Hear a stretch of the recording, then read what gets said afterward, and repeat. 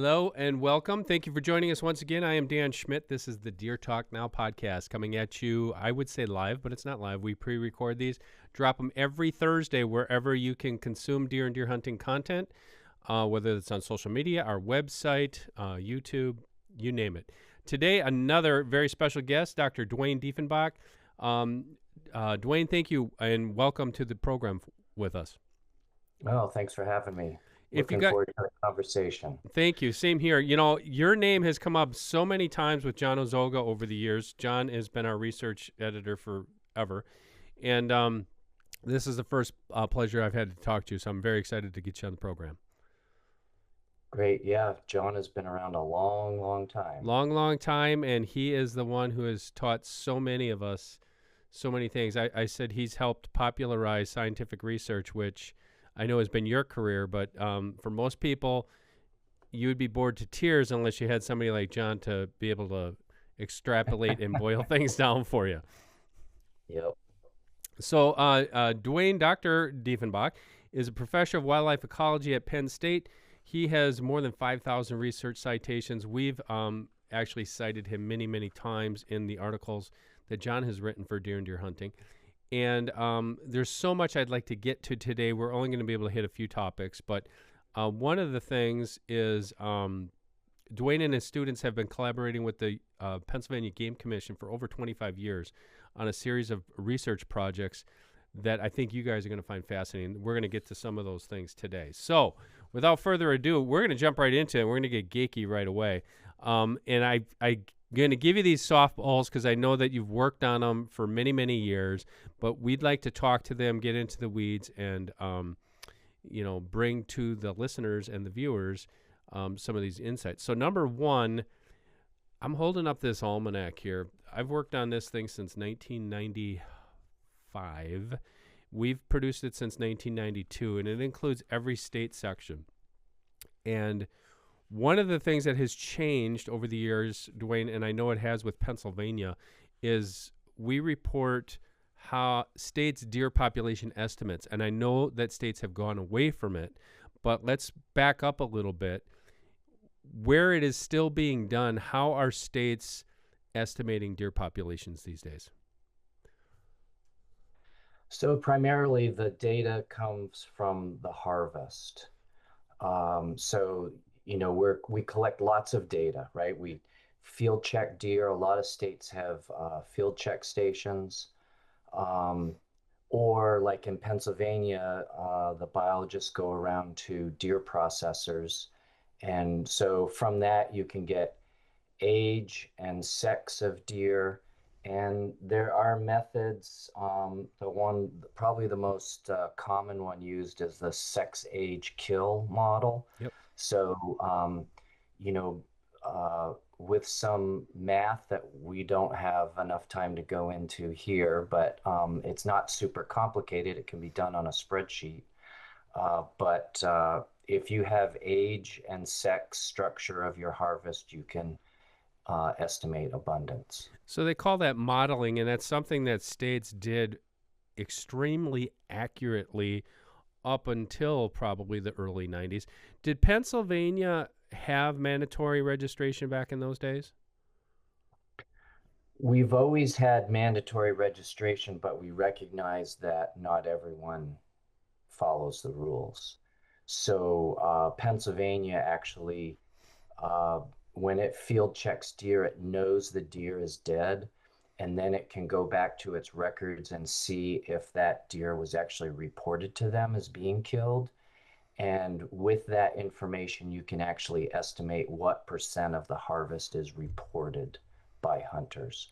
And so Pennsylvania has always had some of the best harvest estimates in the country because of that effort. I mean, it's a huge effort checking tens of thousands of harvested deer every year. Do they still have it where you have to go to a check station and register it, or do they have online registration now? No, Pennsylvania has not had check stations for many, many, many years, Yeah. over 40 or 50 years. It's you can either phone, mail, or online report your harvest. And then, like I said, by checking actual dead deer at deer processors, they can figure out just what percentage of those got reported to them. How accurate would you say that that state is over the past 30 years? How accurate have they come to estimating their deer population? Well, so there's two things. There's the harvest, right? So that's very accurate. Then it's estimating the deer population, which um, that's difficult. I've spent my career trying to get at better ways of getting population estimates, and it's just really, really hard. And so the problem with the sex age kill model, for example, is you're taking the data from 2024 to estimate the population in 2024. And then you're going to do the same thing in 2025 to estimate the population in 2025. And the problem is you have sampling error, right? So, um, you know that if you had 900,000 deer in 2024, there's no way you can go to 1.2 million deer in 1 year. But because of sampling error, that can happen with the six age kill model. So what that means is that to get a true idea of trends over time, you're going to need multiple years of data to kind of see through the noise that's in the system. Um, what the profession is going towards more is what we call integrated population models, where you're not just getting the estimate for each year independently, but you're recognizing that if you estimated that there were 300,000 2.5 and older bucks in year one, in this year, there has to be something similar in the following year, right? So you build in this population dynamics model into that to help get rid of some of that noise of that annual variation from year to year. So that's where we're moving. I mean, it's always, the profession is always trying to get better estimates, but that's where we're at. It's always a challenge. It's so expensive. Do you think states are doing it? Well, I'm going to stay on Pennsylvania. Do you think Pennsylvania is doing it better today than they were 30 years ago? Um, Boy, Pennsylvania has always had a fairly quantitative approach since well, I mean, Pennsylvania was back in the 70s was one of the first ones to publish a method of estimating, the Lang and Wood paper. And then Bill Shope was the next biologist who developed a slightly different model. And then, of course, when we got antler point restrictions, that really throws a wrinkle in the whole thing because the previous methods, you could assume that if it was antlered, every antlered deer had the same chance of being harvested, which was a reasonable assumption in Pennsylvania. But once you put antler point restrictions in the mix, you know that yearling bucks are not being harvested at nearly the same rate. And so we did develop a model to try and adapt for that. Um, but we need to keep getting something better. So I would say Pennsylvania has always been estimating deer populations with the best methods possible, the most objective methods possible. That's interesting because I know some states, like here where I'm sitting, Wisconsin, they had in-person registration up until I can't remember when we got rid of it, not that long ago, and they used the exact same method, sex age kill, and they were almost laser sharp with their population estimates. However, when things changed, when quality deer management started taking hold, and that kind of had that whole model fall apart. So when they try to do the herd reconstruction method, I know those guys said it made their job harder. And I guess the question for me to you on that topic would be, is it necessary? Because I know that some states don't issue a population estimate anymore. Is it necessary for management, and is it necessary for public relations to have an estimate out there saying we have 1.3 million deer, we have 1.6 million deer, we have 900,000 deer, or we don't know? Well, I think you have to be honest with the public about how good your estimates are. Deer are extremely resilient creatures in that really high reproductive rates. If you if you made a mistake and supposedly over harvested deer in 1 year, within 2 years you'd be right back where you started. So I think the important thing for state agencies is to be comfortable with the trends that they're seeing and to get a specific number. I've always said, well, if it is 1 million, so what? You know, how do you say what's the right number of deer? And that's always been the struggle because obviously hunters want more deer, but more deer comes with more human conflicts. And so it's always a balancing act. And to say that we should have this many deer and this is how many deer we have is just inviting problems because people argue about the numbers and they forget what the real issue is. And that is, how are we balancing or managing this population to address the diverse constituents of each state to best meet the needs. So yeah, it's estimating deer numbers has always been it's been a nightmare in a sense, because people argue over the numbers and then they forget about the bigger picture.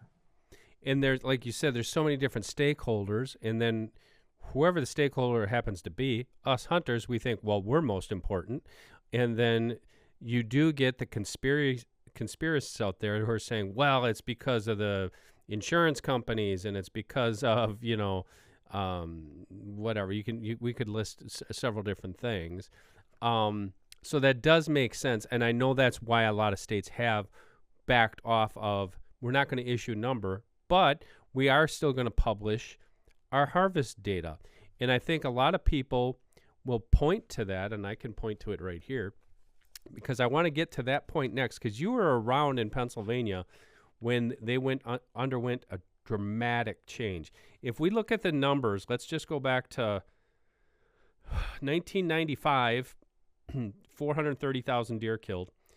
2024, 2023, 430,000 deer killed. How did you get there? Here's the kicker. Back from, we're going to say from 1986 all the way to 2012, quite a long span, Pennsylvania bow hunters were killing 10, 25, 50. It kind of went up, 65,000 deer. That's it. Gun hunters were the big hammer. Gun hunters were hammering, 447,000. 426,000, and then today you're looking at 275, 298. So you went from a large gun hunting constituency, and I got that number here too. 2002, 1,060,728 gun hunters in Pennsylvania. They have 350,000 fewer gun hunters today, but they're harvesting the same amount of deer. Was that by design? Or is that just how things came out in the wash? By design. By design, what I That's mean by that is when they went from the shift from, you're trying to satisfy 1.1 million gun hunters by keeping up a large population to where it's like, okay, we're going to have mandatory antler restrictions. We're going to give out dog tags like they're candy.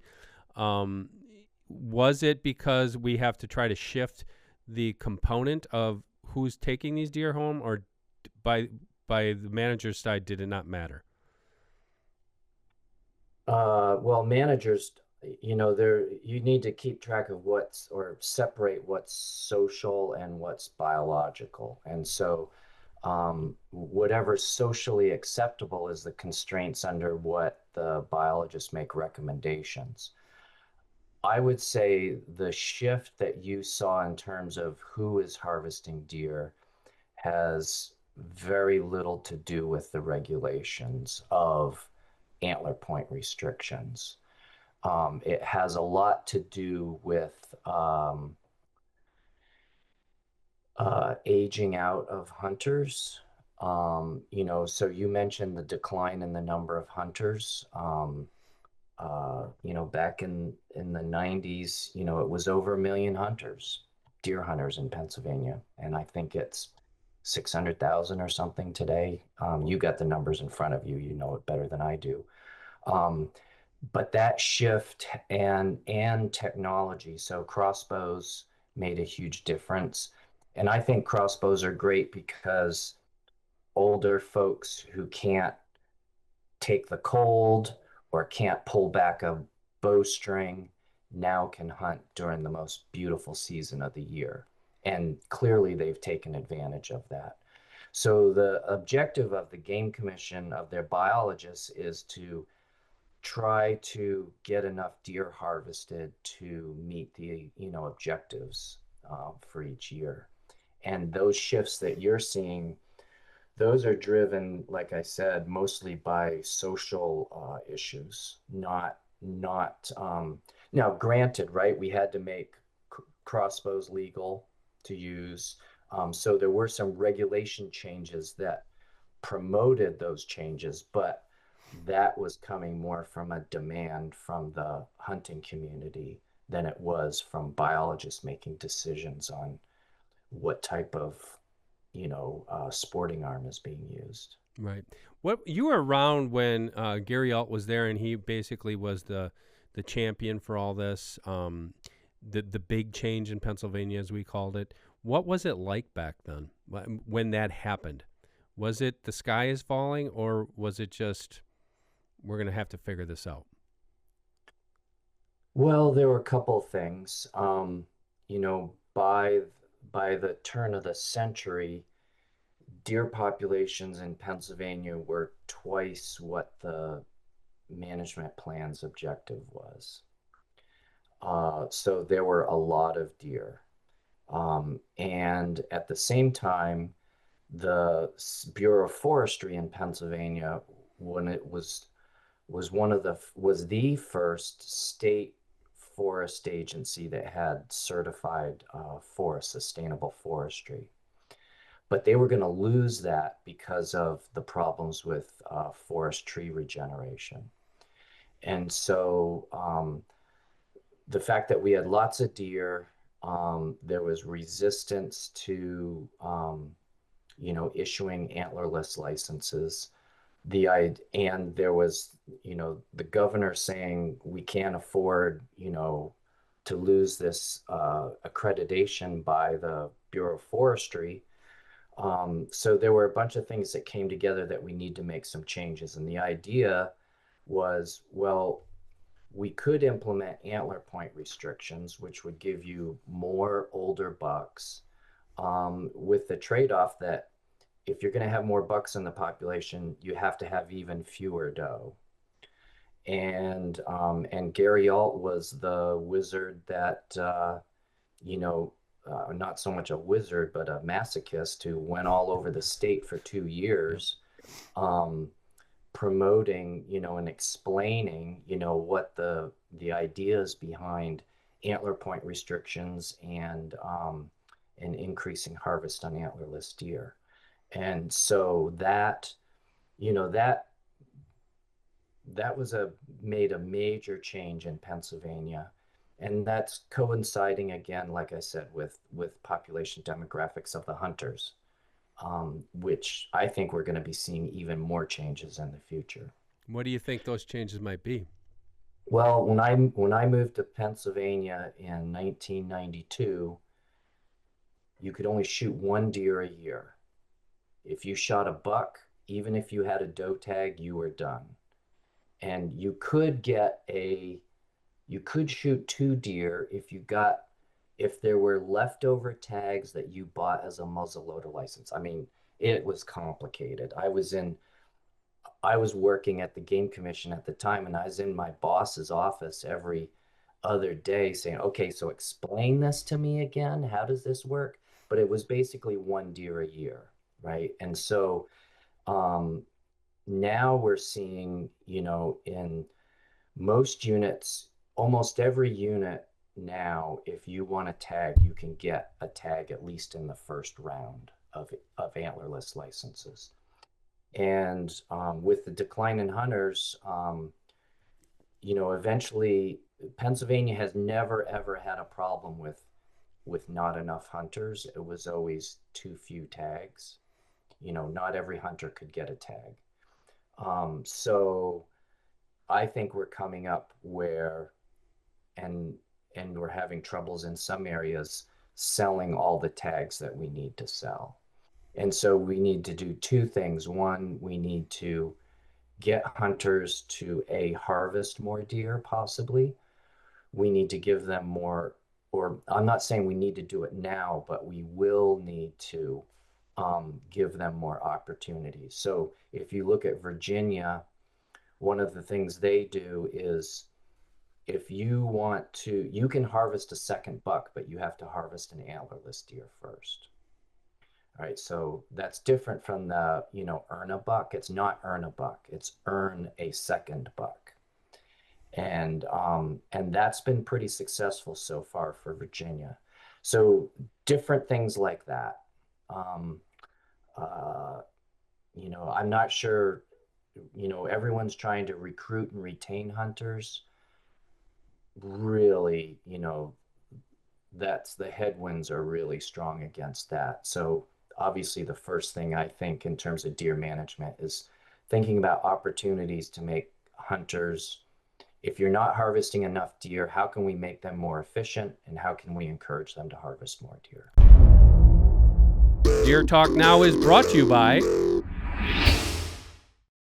the new Gen 4 series by Hoyt. These bows have a new 5-module system where every inch of draw is optimized for speed and efficiency. Their most advanced cam system is able to reduce torque and improve that natural point of aim. To check out the Carbon RX9, the Alpha AX2, and the rest of the Gen 4 bows, log on to Hoyt.com.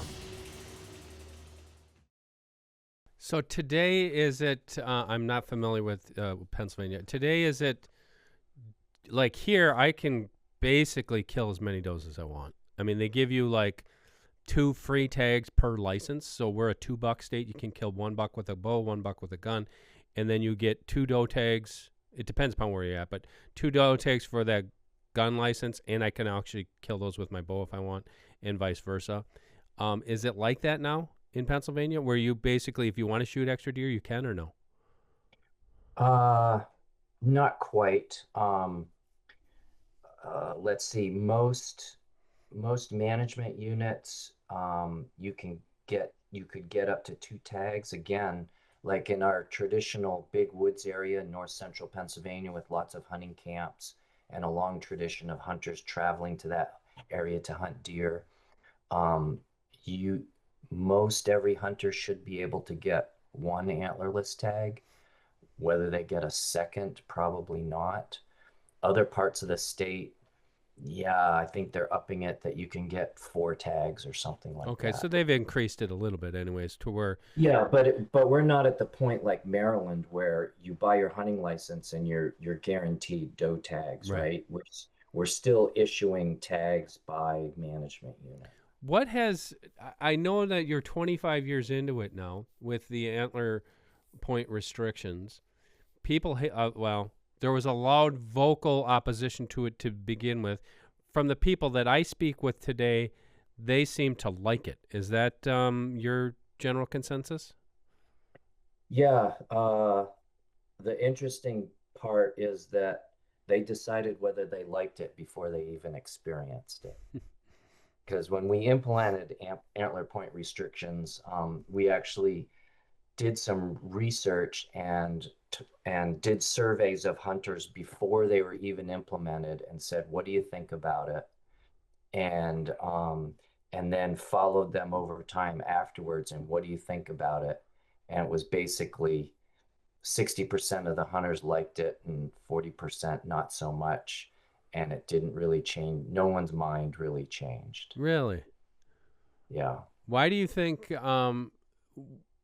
What are the main reasons for not liking it? Uh, I don't know.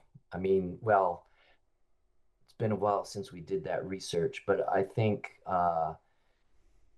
there's human nature is, you know what you know, and you want to keep doing that, and you don't want new things.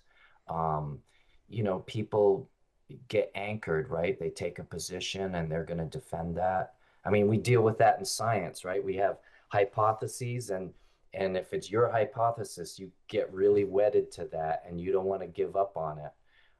But you're not supposed to be wedded to your hypothesis, but it's human nature.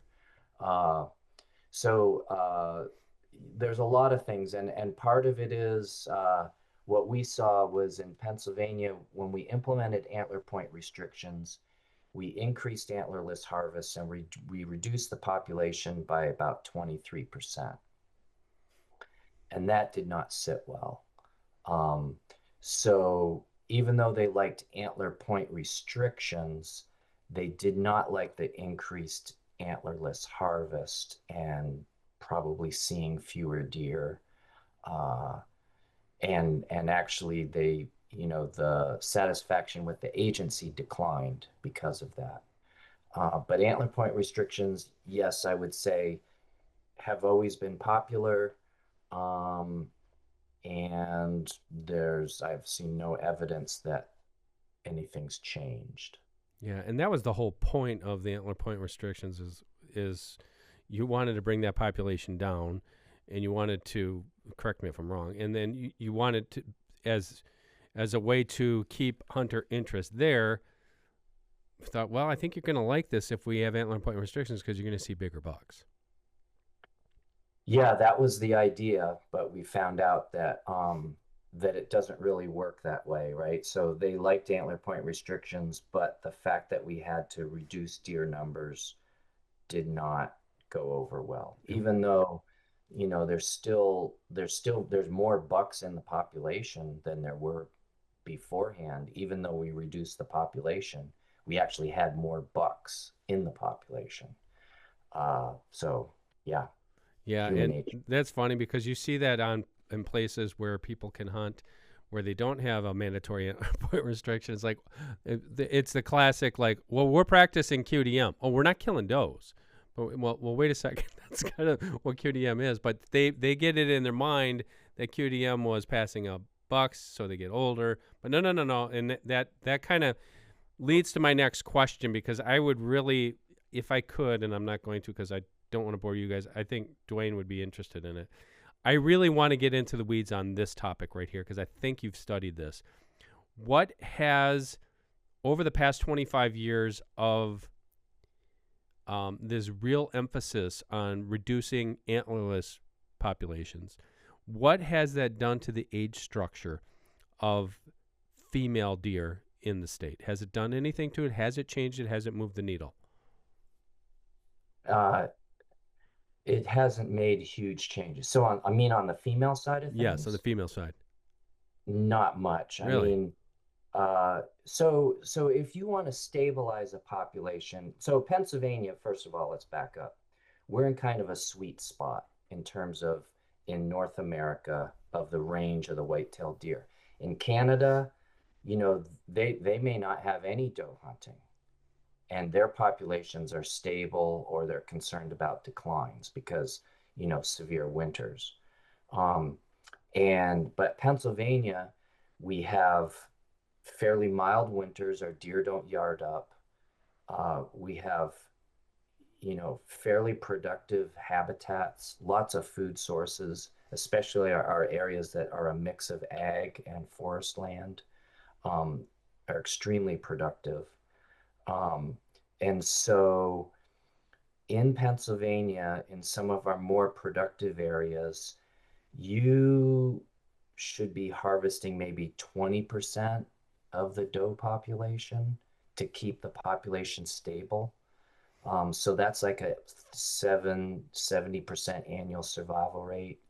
And so when you have that type of survival rate, a 6 and 7 year old doe is not unusual. Wow, that's interesting. And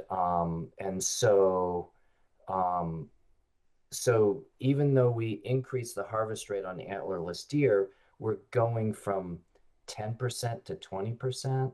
And so it does not have a huge effect. And given that in some parts of Pennsylvania, almost half our fawns get pregnant. And so that means that, uh,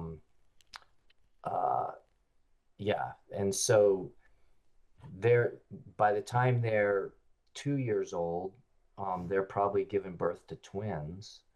And so extremely high, productivity that, yeah, minimal That's effects. interesting. Now, I know that's different than it is here because now this is anecdotal, but in my home county where we kill a lot of, I mean, the number is escaping me. We kill 10 to 12,000 deer out of this county a year.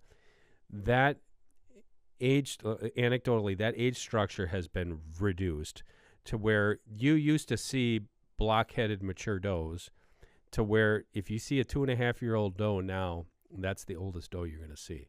Most of the does that we see are yearling does, mostly, but it's very high. It's like I said, it's the state's mantra is kill them till your ears bleed because they're going to keep printing tags because the population is so high, and that came out of an era where the doe was a sacred cow and it wasn't killed, and you would shoot deer that were does that were very old, very heavy, to now where you're shooting your yearling does that are 85 pounds field dressed, 90 pounds field dressed.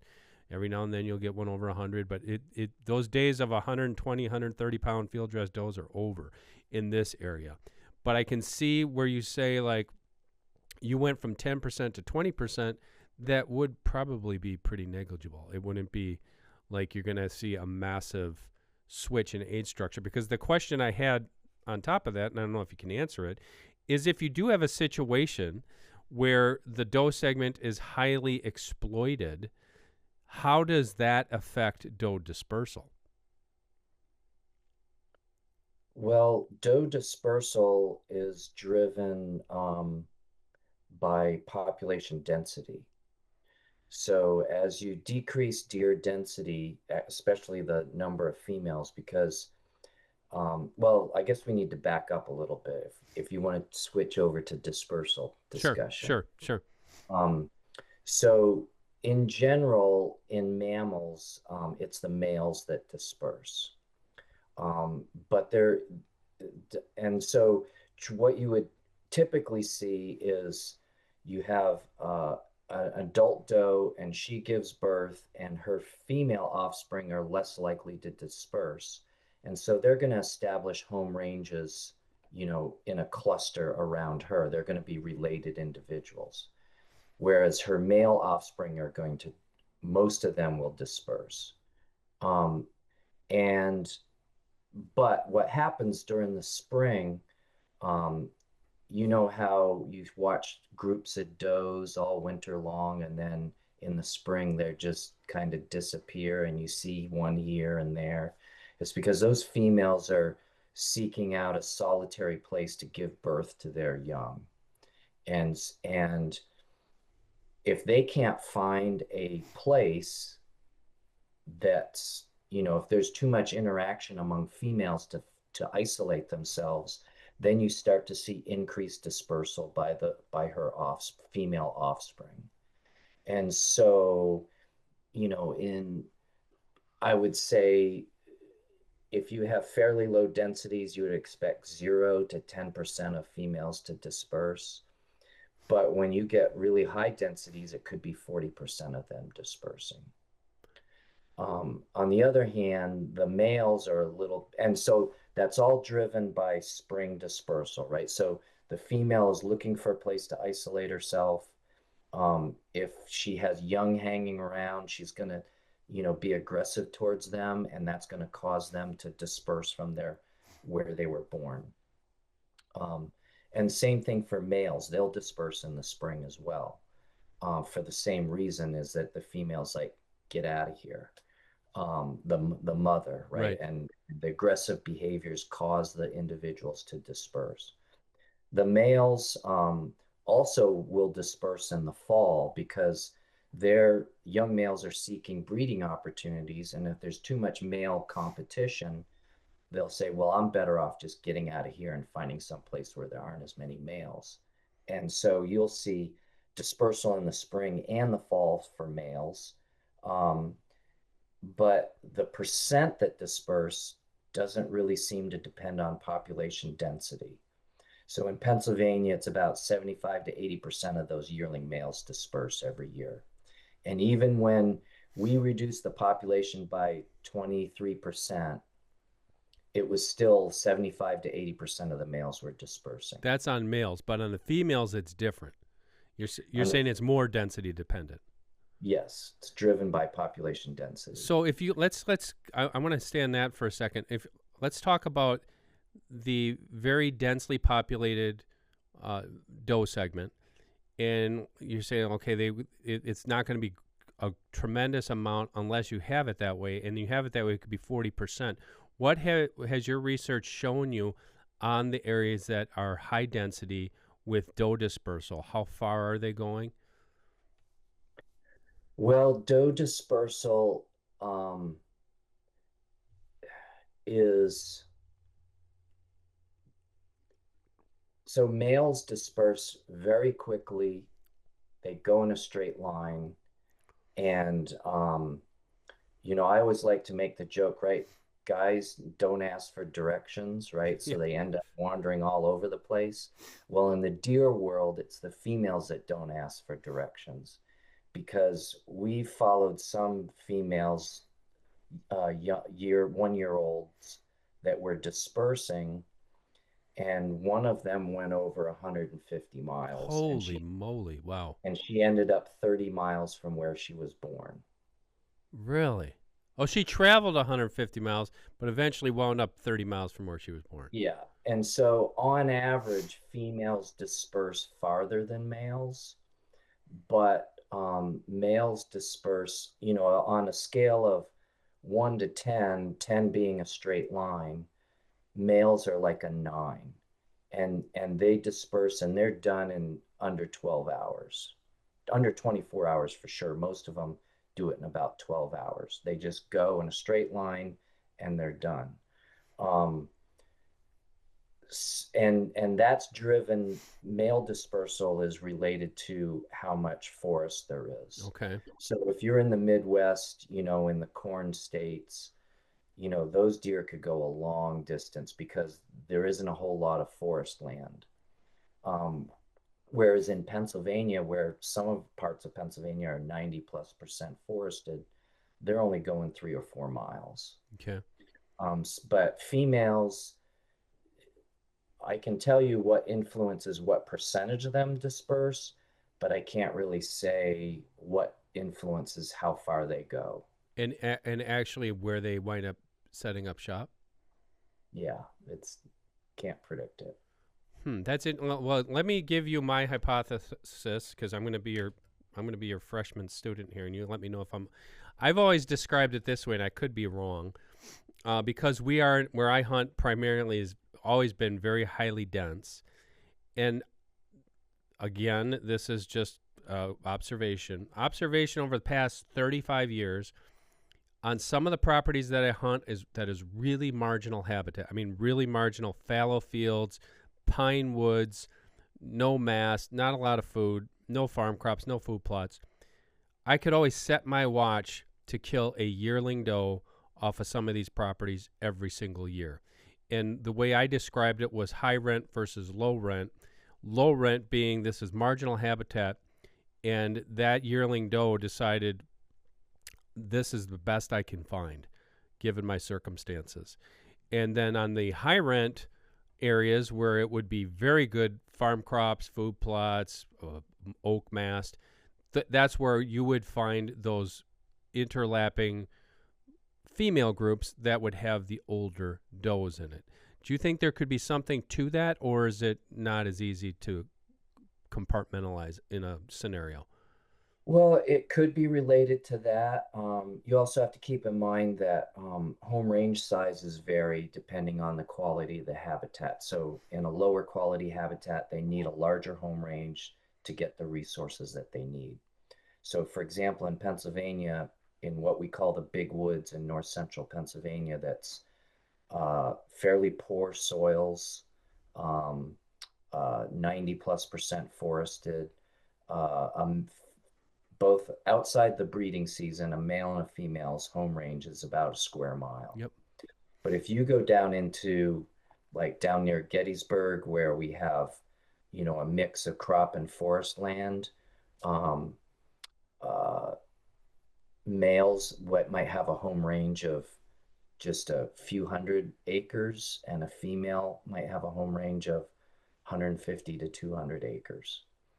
So part of what you're seeing is that, right? It's if it's poor habitat, it can't support as many deer, um, and your um, and so if you have the same harvest pressure everywhere, you could be harvesting more deer in that lower quality habitat, and then that lower quality habitat is more likely to have young deer moving in, as they disperse. So so yeah, your observations, would fit. I mean, there's things that would suggest that that's what you might expect. That's interesting. That's fascinating. I've got a lot of harvest stats that I could probably back that up with. Okay, so I want to round up our conversation here. Again, I have many more questions. We're gonna have you back on because there's way too much to talk about. I want to you to give us an update, and I just wrote this here. Um, I know you and your students have been collaborating with the Game Commission on numerous projects. What are some of the things that you're working on now? Because I know you had that long-term study on competing vegetation and soils. What is the thing that you're working on now that excites you? Well, that project that you just mentioned, what we call the Deer Forest Study, that my colleague and I, we've done a blog for almost a decade and a half now. Um, that project will be ending next June. And so we have a couple of PhDs and a master's student wrapping up. And I think what we're going to have some interesting things. So my one of the PhD students I'm working with is looking at building that integrated population model that we talked earlier. For our research area, we've developed a model, but because we collar deer, we get tons of information. We get survival rates, harvest rates. We do some surveys, so we count deer, and we can put all that information together to get a density estimate. You could never replicate that right across a management unit. So he is working at trying to use the state's harvest data and some reproductive data that they get to build an integrated population model. Um, we have students who are looking at, this is, we've never really talked about it a lot because it's easy to talk about deer and get people excited, but who gets excited about Indian cucumber plant and stuff? Um, but what we are finding is that it does ultimately, it's really important, right? So, and my colleagues who are soil scientists said, you know, it all starts with the soil, right? Because whatever you have in the soil is what's going to let the plants grow. And if the plants can grow, then the deer can grow. So, the purpose of this project was to look at not just deer. Most of my career when I've studied deer, it's been studying deer, and that's it. And I think it's important that we think about the things that drive deer populations fundamentally. And that's why we were interested in understanding how these things interact, because soil supports vegetation, deer eat the vegetation. There's also competition among vegetation. And so, if you're interested in what's affecting tree regeneration, for example, or if you're really interested in deer, what drives the quality of the habitat? You can imagine there's some interactions going on, right? The deer only eat certain things, right? And if it's like ice cream, that's going to be the scarcest stuff. And so how does the fact that deer are eating vegetation, variation in soil quality influences the vegetation that's growing? And so the question is, how important are those interactions? And that's what we've been trying to get at. It's been, I've been, this project has been going on since 2013, and we're just getting to the point where we're getting some data to start to answer those questions. It's been, it's a challenge. If you're studying deer, it's an annual cycle. If you're studying forests, it's a 100-year cycle. So we're excited about the things that will be coming out over the next 1 or 2 or 3 years as students wrap up their dissertations and we get that work published. I think we're gonna find some really interesting contributions to the literature. Wow, that's fascinating stuff. You mentioned you have a blog. Where could people go to find that? Just go to deer.psu.edu. psu.edu. We're going to put that link in the comments here, and so people can go there, check it out. I know you have so much fascinating stuff. Well, Duane, thank you so much. It was a pleasure. I know it wasn't much time, 46 minutes, but it was a pleasure to at least scratch the very tip of your brain to get some of this information. Oh, my pleasure. It was fun. Okay, for Dr. Duane Diefenbach and Penn State University, I would like to thank him for being on the program, and we'd like to thank you for watching it. All we ask you guys to do is like and subscribe wherever you're consuming this content: Spotify, Apple Podcasts, iHeartRadio, if you're listening to the podcast, or if you want to watch the video versions, we have them on YouTube. Really easy, YouTube.com/DDH Online, Facebook, Instagram, X, which formerly Twitter. Wherever you can find deer and deer hunting, we will have parts or full portions of this podcast. I will catch you again next week, Thursday, for another brand new episode of the Deer Talk Now podcast.